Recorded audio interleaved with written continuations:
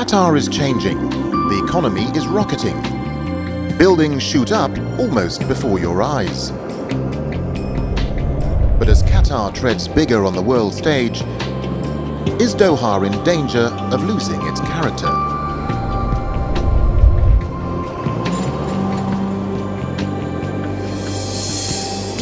Now, a unique project is taking a different approach, melding old and new, traditional and ultra-modern.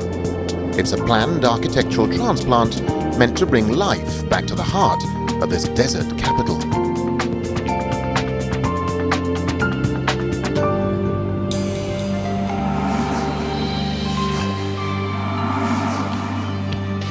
Doha, capital of Qatar. A skyline that shouts out that this small Gulf state is open for business, and business is good. The country's economy is booming, and with increasing wealth, more and more Qataris have chosen to move out of the city into a vast sprawl of villas stretching out into the desert. But now a new plan is taking shape, designed to bring life and community back to the city centre, to make it once more a comfortable home for Qataris. All thanks to the vision of Her Highness Sheikh Musheireb bint Nasser. تصور ان المشروع هذا بيكون فعلا نموذج لما يجب ان تكون عليه المدينه العصريه. In the heart of the city, a new quarter will be developed, one which looks back to the past for its inspiration, but will perhaps define Doha's future. The villas may be comfortable homes, but they require large amounts of energy to keep cool, and they take up lots of space. And these rows upon rows of boxes are far from architecturally challenging. المعمار التقليدي معمار يعني مرت فيه قطر في فترة معينة في تاريخها، وبعد ذلك يعني توقف تطور هالمعمار هذا، وبدينا من خلال العصرنة بكل مكوناتها.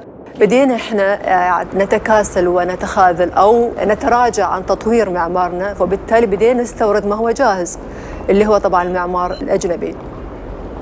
هي فعلا محاولة اولى البحث عن نموذج يتناسب مع احتياجاتنا ومع هويتنا. What we're trying to do is to rediscover an architectural language that has a root to the past of this country. One force shaped traditional architecture here, the desert. It's a tough place to survive, with its extreme temperatures and scarce resources. As true today as it ever was. The new development, dubbed Musheireb, is to reflect the values of Qatari traditions, and that includes conservation of resources. So the new quarter will cater for an entire community, 60,000 strong. Alongside hotels and civic buildings, there'll be housing, shops, offices, and places to gather. It'll be low-rise on a human scale. Colonnades will shade shoppers.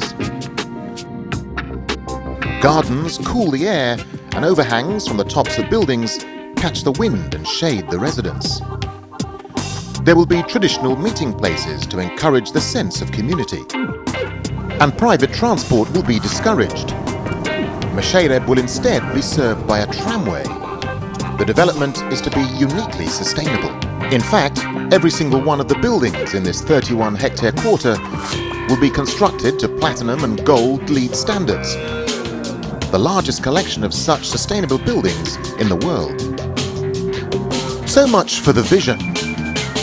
And it looks fine in theory, but the challenge lies in making it a reality. For one thing, although Qatar, with its small population, has plenty of empty space, the city centre is crowded. The only solution is to tear down and rebuild. The area chosen is a section of town right near the centre, an area that's been inhabited for hundreds of years.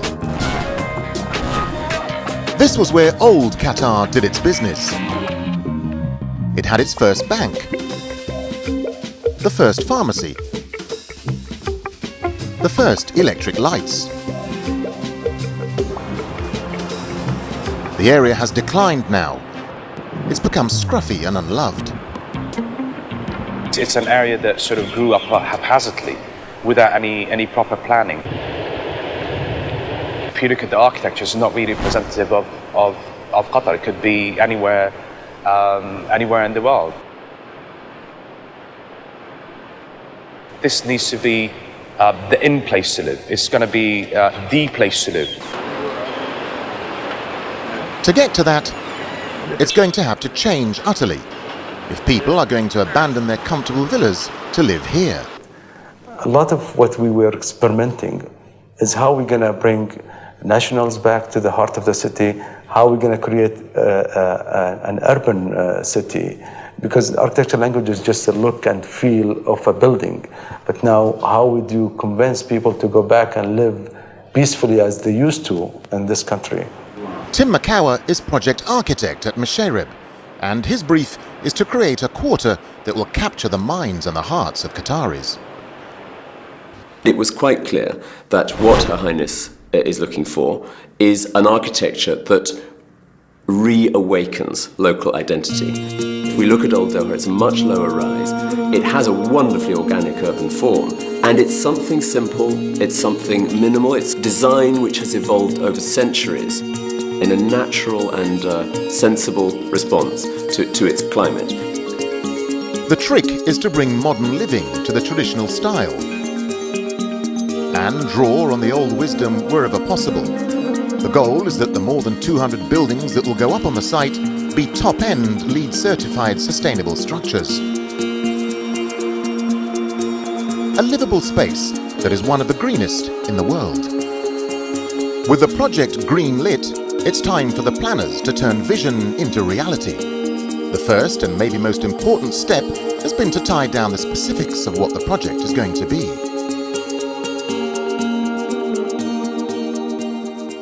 Well, at the very beginning, there were something like 12 visions of the project, all related to sustainability and the environment and improving the quality of life within this part of town.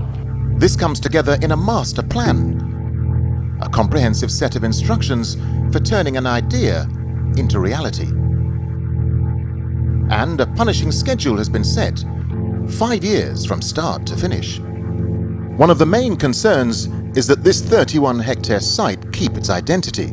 So the plan retains the layout of the original streets, while at the same time setting out the instructions for demolishing most of the buildings. Most, but not all. Certain buildings are set to remain, the so-called heritage buildings. Not only are these houses beautiful in their own right, they keep continuity with the past.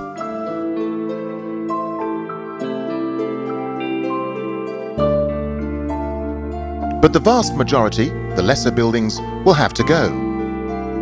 That means both residences and shops. And so will the people in them.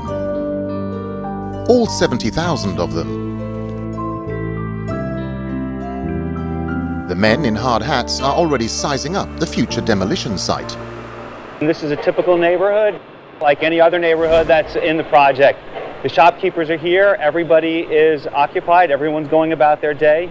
They've all been given notice to leave. They've got 60 days, and then that's when we really take over. The problem is, the locals are attached to the area. And this area is very nice because here all nationalities, including Qataris, Asians, Americans, Europeans, they come to shop with us, and we like to talk them very nice.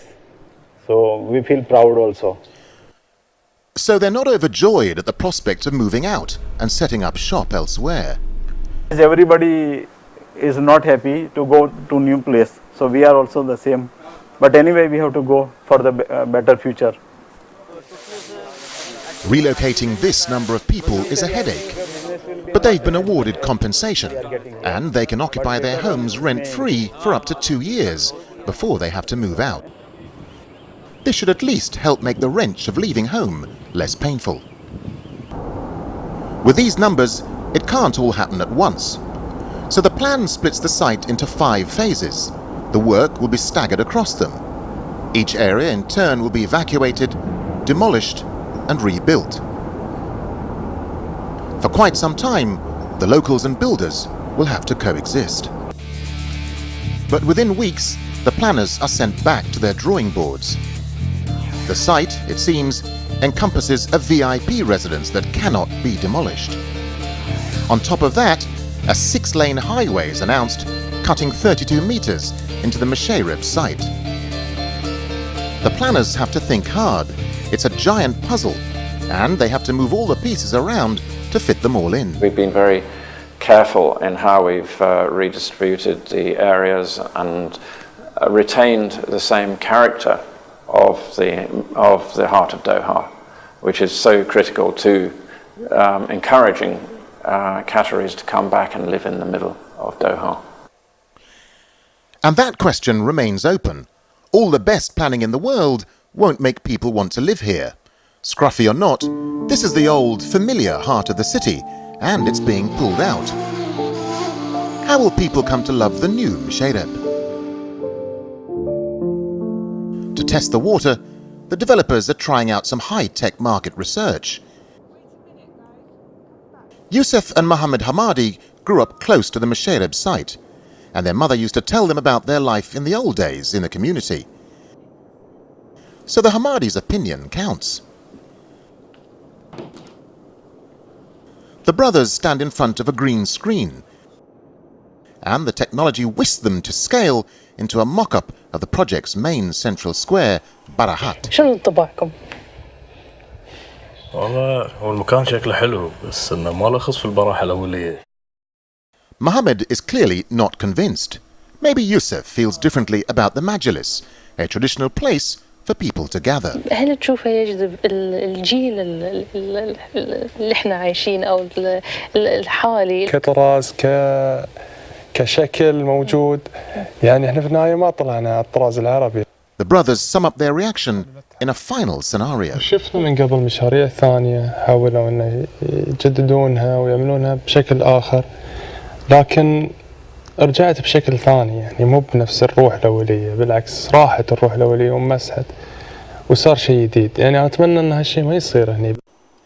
This is just a small sample, but perhaps typical of the people's skepticism.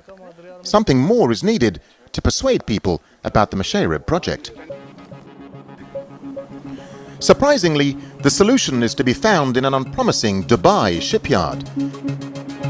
This former sea-going barge is to be converted into a floating exhibition centre, 91 metres long and 24 metres wide.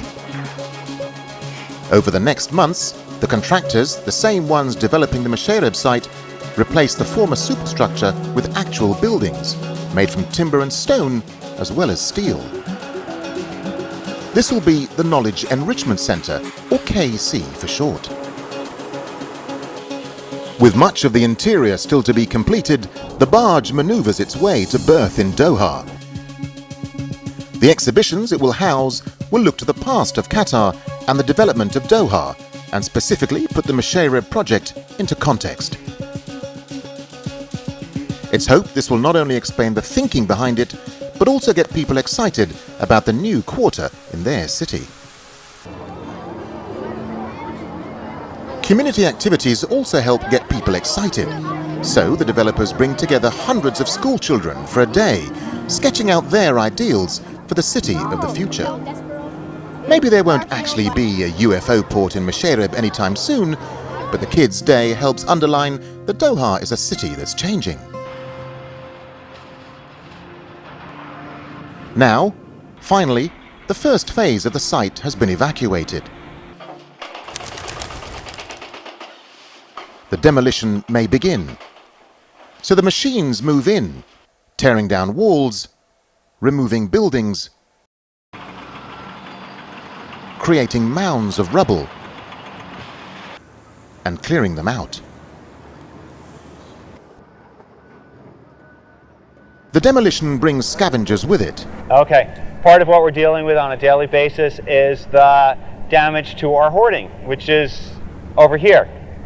What happens are the people that have left now the phases that we're about to go into have either left possessions on the side or they're going inside to look for copper. So at least 3 times a day, we've got crews outside that come in here and fix the hoarding. Other scavengers are invited in. Culture officer Khalifa Al-Abaidli is sifting through the rubble, searching for forgotten treasures. We are hoping to build a big collection, and it will be really an asset and raw materials for a great artwork in the future. Anything is fair game. The Musheireb development is based on respect for both the environment and for the past, so nothing should be thrown away. Certainly not the artifacts that evoke memories.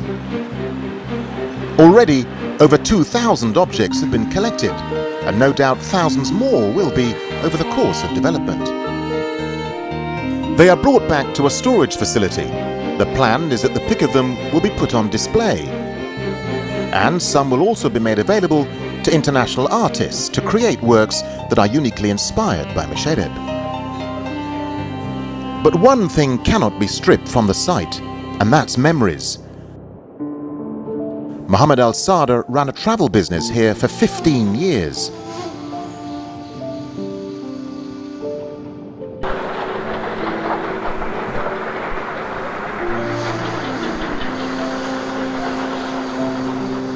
هذا موقع محلي القديم. سبحان الله وين كان؟ يوم كنا في شارع الكهرباء وجنبنا مطعم بيروت وورانا ناشونال. It's never pleasant to find a familiar place has vanished. It's as if a part of us has gone with it. But Mohammed is positive he can still retain his connection with the new Musheireb. هذه صراحة نريد إعادة هذا البناء الصرح من جديد ليعيد لنا الذكريات في منطقة مشيرب اللي هي أقدم منطقة في الدوحة، ونتمنى إن شاء الله أن نراه في أحسن صورة إن شاء الله في المستقبل القريب. While the space is being cleared, the architects are coordinating with management what will be built there. Between them, these are the people who have to make the vision become reality.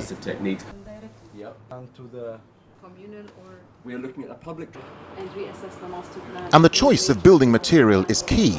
It has to suit architecture that harks back to traditional styles, and yet it has to be sustainable and suit the climate in order to meet the project's green aspirations. Ideally, we wanted something that really has the pride of getting something really from this ground, from Qatar itself. No small order. A local stone that is resilient enough to be used in construction.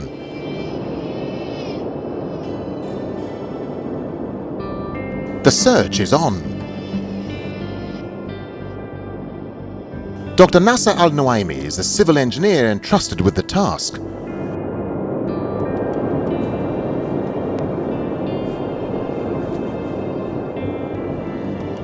Prepared to take samples wherever he goes, he finds himself in some northern gravel pits.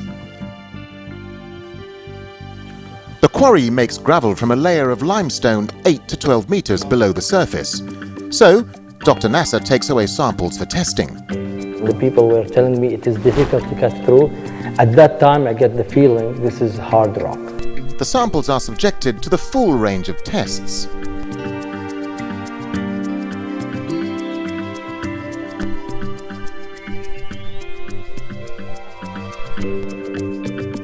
Most important of all, the stress tests.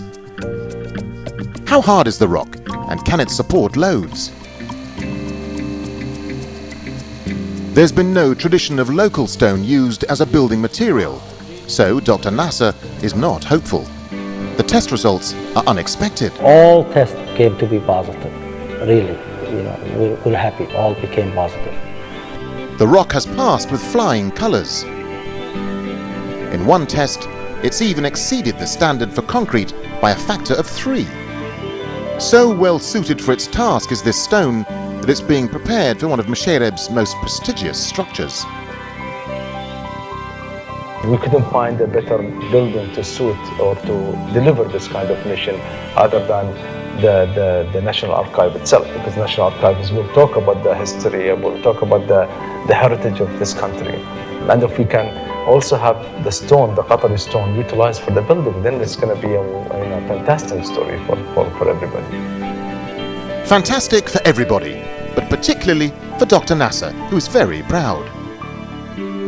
Once the building is erected and cladded by this stone, I can always drive by and show my son that this is a building that I was part of. So the vision has been mapped out.